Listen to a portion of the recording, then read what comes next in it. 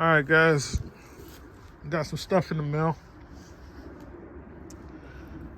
Still waiting on a few things, but I'll let you check out some of the stuff that I got today. I got one failed attempt at trying to save money. I'm not too happy with the prices of these power tool batteries. I mean, one of these batteries is a little over 200 bucks, and these lights, light on full power, and I'm using it at night. So if I'm using this light, I really need the light. It draws down the batteries. So I want to be able to use my DeWalt batteries on my Snap-on light. Specifically, I bought it for the light. These battery adapters, I don't trust them on a high-end tool like this. So I bought one of those battery adapters that clip on to the Snap-on battery, and then it's supposed to clip into your tool,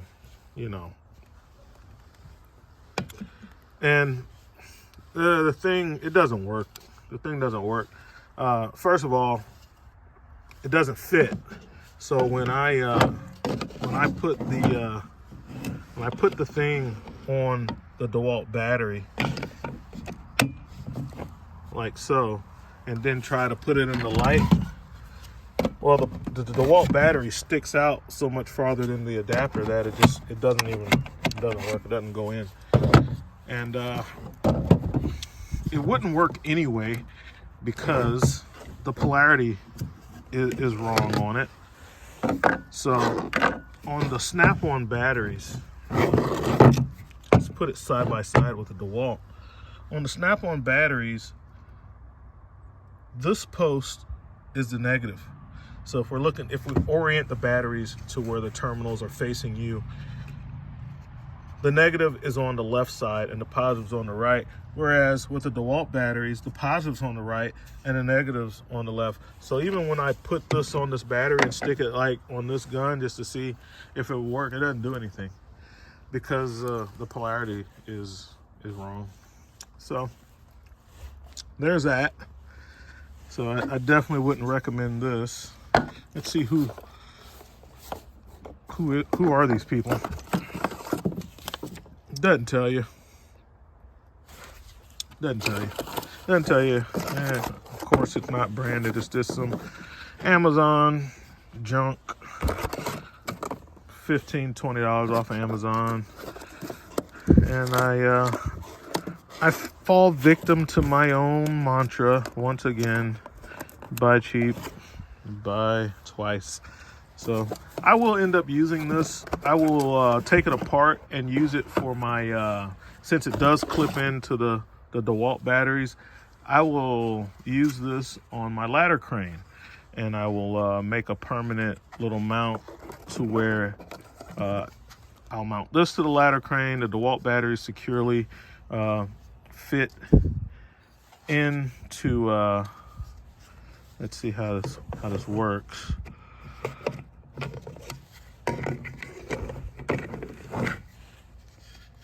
Anyway, I'll use it since one side of it does fit my DeWalt batteries. Yeah, it goes like this. This kind of goes on here like this.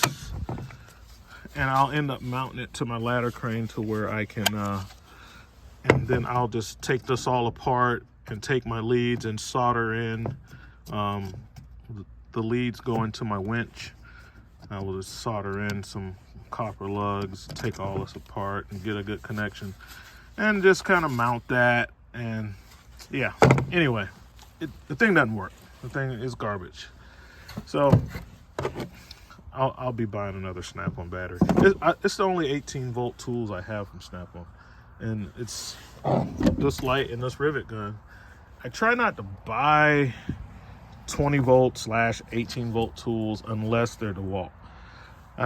That's the line that I'm sticking with for this voltage range of tools. But I really like this light, and it's been really useful, especially the emergency lights on the back.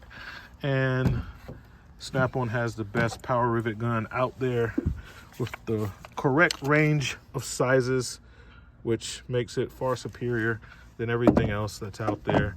So I had to get that. So I had to buy the, which I think I bought this like in a kit. So this and the battery and the charger. And then the light I bought as a bare tool. Anyway, bought some more bits. Mine, I broke a while ago. I broke the top off of it, this little lid part, because I keep this in my back pocket all the time. And then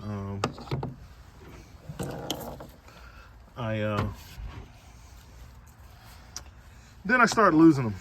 So after I lost 2 or 3 of them, I just bought another set. They don't cost that much.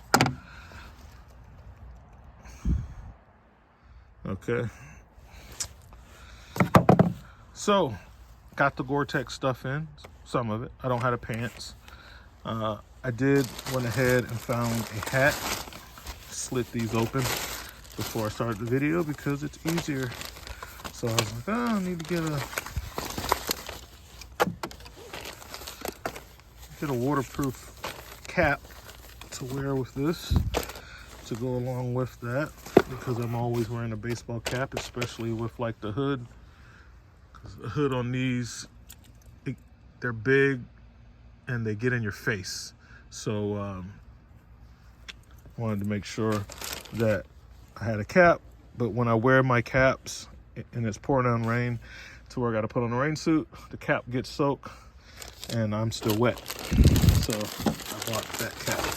So this is the Gore-Tex jacket.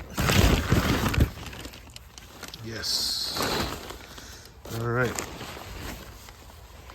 And of course, this is insanely priced. Okay, so the Gore-Tex jacket,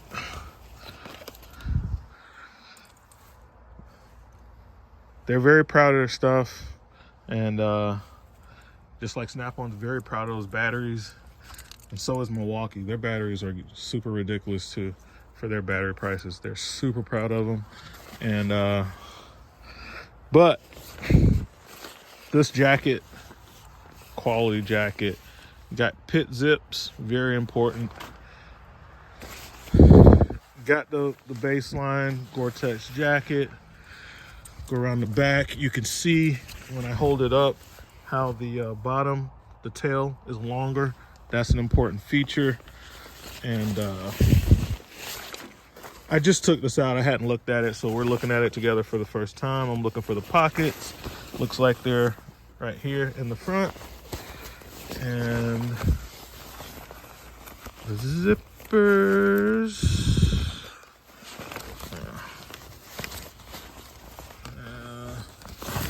Work with me here. Like I said, I didn't know. Has Velcro on it too. But yeah, so this is the jacket.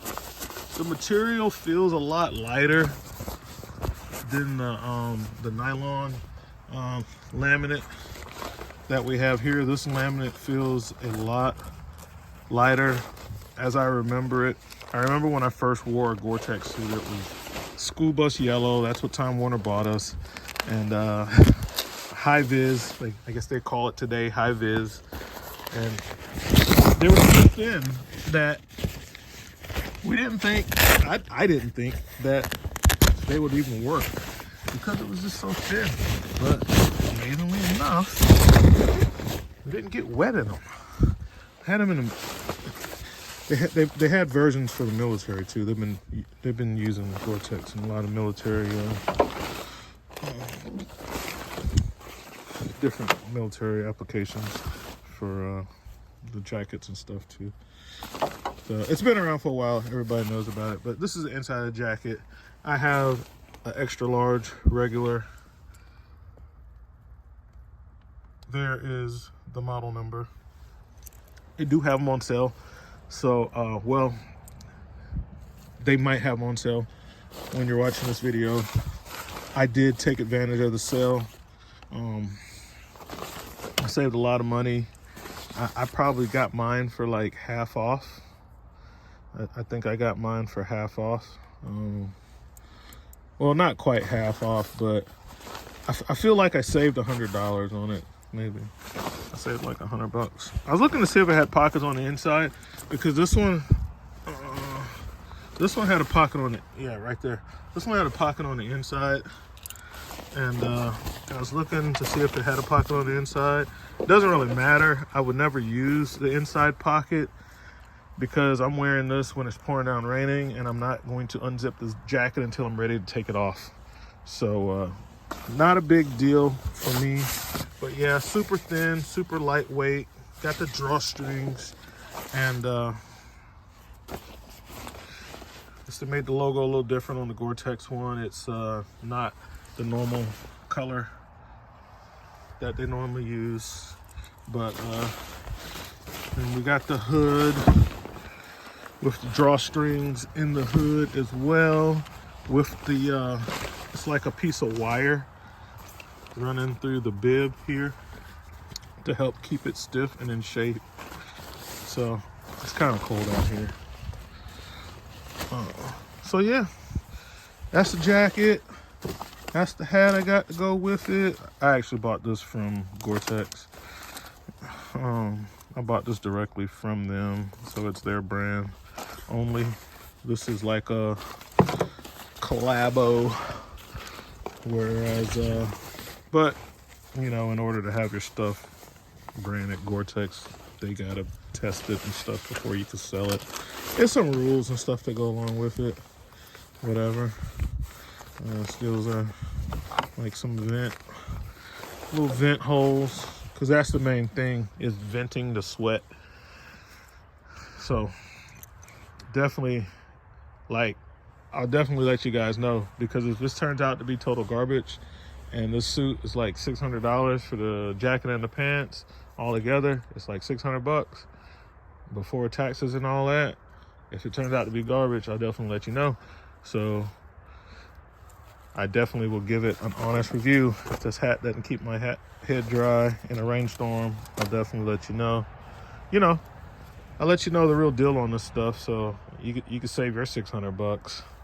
I'm wearing my Smart Wool. Like I said, temperature's dropping here in Carolina.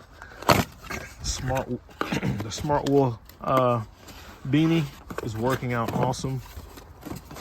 This is another merino wool. I've been trying some different brands. I got like 3 different brands. So these are some of their socks. These are not Smart Wool. Smart Wool does make the socks as well, but like I said, I tried a few different brands.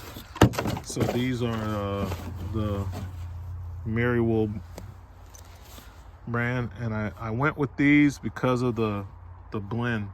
80% merino wool with the other 20% is polyester, which the polyester is like the best material for sweat transfer, to get the sweat off of your skin onto the other side of the material. Polyester does a really good job of that. It just doesn't keep you very warm. So but it keeps you dry. So a lot of your products and your base layers is gonna have polyester in it. So this jacket is like nylon and polyester. It says on tag somewhere. Nope. The shell is 100% nylon. And I think they spray some stuff, this DWR stuff on it, that makes the water beads up and stuff, because if the thing's soaking wet, it can't allow the sweat to escape. So these products use like some kind of spray on stuff to make the water bead up. I guess it's jacket wax, who knows, whatever. But yeah, this is what I got, guys. You know, got some gear. Tried to save myself from spending another $200 on another one of those batteries. That did not work. Mainly, like I said, for this light, which is awesome. And then I'll wait for the pants to get here. It is gonna rain this week, so I'll be able to test this out and see. Now, when it comes for me, like for a hiker, they have a much bigger problem with the sweat because like they're actually hiking through the rain. Whereas I'm in and out of a camper and I mostly start to sweat once I get into that warm, dry environment. And I'm still having to do a lot of physical activity, and that's where these shine at. These Gore-Tex suits evacuate sweat very well when the temperature is warmer and they're not covered in water, right? So for me, it's perfect. You know, for somebody that's doing something else, maybe not so much. But for me, it works out well because that's when my suit starts to sweat me out the most, is when I transition from working outside, going inside, take something apart, and the people have the heat like on 80. And by that time, the water has it's beat it up, it's off, and now the Gore-Tex actually gets to shine because all the sweat gets to come out because it's not cold and it's not covered in water. The humidity difference, it needs that humidity difference to actually work. So one guy put it, they're either breathable or waterproof, but not at the same time. So yeah, I understand what he's saying, which is why they spray that stuff on there so the water can beat up and the sweat can evacuate from the pores that are not covered in water. I get it. All right, that's what we got, guys. I can't think of anything else tool-wise that I have gotten recently. If I do, I'll put it in another video. RV Tech Pro out.